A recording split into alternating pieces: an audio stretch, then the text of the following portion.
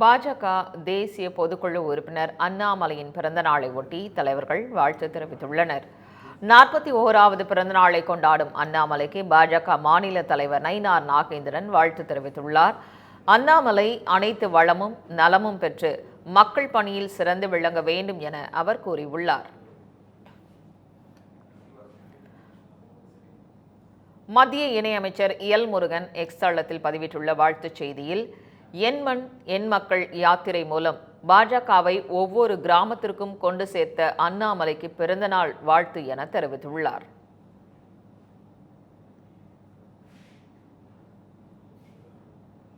பாஜக மூத்த தலைவர் தமிழிசை வெளியிட்டுள்ள வாழ்த்துச் செய்தியில், அண்ணாமலைக்கு இனிய பிறந்தநாள் வாழ்த்துக்கள் எனவும் அவர் துடிப்புடன் மக்கள் பணியாற்றிட வாழ்த்துவதாகவும் கூறியுள்ளார்.